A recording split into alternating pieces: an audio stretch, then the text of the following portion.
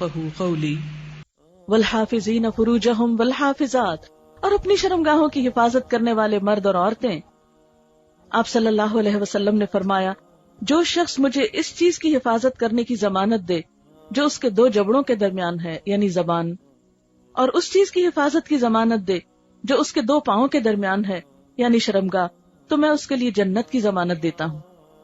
یہ دو چیزیں بھٹک جائیں، گمراہی کا شکار ہو جائیں تو انسان کی ساری شخصیت مسخ ہو کر رہ جاتی ہے۔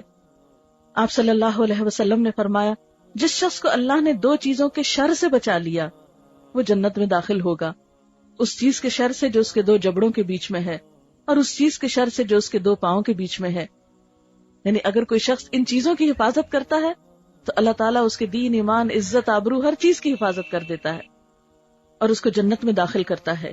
آپ صلی اللہ علیہ وسلم نے فرمایا، بے حیائی جس چیز میں ہوتی ہے اسے عیبدار بنا دیتی ہے، اور حیا جس چیز میں ہوتا ہے اسے زینت بخشتا ہے۔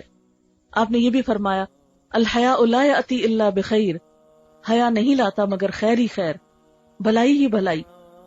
اب یہ شرمگاہوں کی حفاظت کی جو بات ہے اس میں دو اہم ترین چیزیں ہیں، ایک تو زنا سے پرہیز کرنا، عمل قوم لوط، ہومو سیکشوالٹی سے بچنا، اور دوسرا اپنے آپ کو ننگا ہونے سے، برہنہ ہونے سے بچانا۔ بعض اوقات دیکھا گیا ہے کہ خواتین کے سامنے ننگا ہونے میں کوئی حرج محسوس نہیں کرتی۔ بعض اوقات سننے میں آیا ہے کہ جسے فل باڈی ویکسنگ کراتے ہیں اور اس میں سارے اعضاء جو ہیں وہ ایک خاتون دوسری خاتون کے سامنے کرتی اور یہ کہتے ہیں کہ نہیں اس سے کیا فرق پڑتا ہے، عورت ہی تو ہے۔ اس چیز سے منع کیا گیا۔ قرآن پاک کیا بتا رہا ہے، والحافظین فروجہم والحافظات، عورت کا عورت کے سامنے بھی ستر ہے۔ یعنی صرف یہ نہیں کہ مردوں سے ہی اپنے جسم کے اعضاء کو چھپانا ہے، عورت کو عورت کے سامنے بھی حیا کی ضرورت ہے۔ اسی طرح مثلا سوئمنگ میں جسم کو اتنا کھول دینا کہ ایک عورت دوسری عورت کو دیکھے یا جوان بچیاں ایک دوسرے کو دیکھیں، اس کی اجازت نہیں ہے۔ اسی طرح ایسا لباس نہیں پہننا چاہیے کہ جس سے جسم کے اعضاء جھلکیں۔ بعض اوقات بچیاں ٹائٹ جینز پہنتی ہیں جس سے ان کے جسم کا ایک ایک حصہ جو ہے وہ نمایاں نظر آ رہا ہوتا ہے۔ یا اسی طرح یہ نہیں کہ یہ صرف عورتوں کے لیے ہے، مردوں کے لیے بھی ہے، لڑکوں کے لیے بھی ہے کہ ایسے ڈریسز پہننے سے منع کیا گیا ہے کہ جس سے ان کے جسم کے قابل شرم حصے، پوشیدہ حصے سامنے آئیں۔ اور عورتوں کو تو خاص طور پر اپنے سینے کی حفاظت کے لیے بھی کہا گیا ہے۔ قرآن پاک میں خصوصی طور پر فرمایا، وَلْيَضْرِبْنَ بِخُمُرِهِنَّ عَلَى جُيُوبِهِنَّ، انہیں چاہیے کہ اپنے دوپٹے اپنے سینوں پر ڈال کر رکھیں۔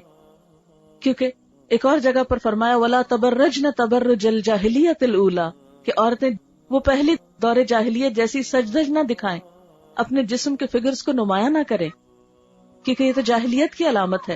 آج ہم اسے ماڈرن ہونے کی علامت سمجھتے ہیں۔ اللہ تعالی ہمیں عمل کی توفیق عطا فرمائے۔ جزاکم اللہ خیرا۔ سبحانک اللہم و بحمدک، نشہد ان لا الہ الا انت، نستغفرک و نتوب الیک۔ السلام علیکم و رحمۃ اللہ وبرکاتہ۔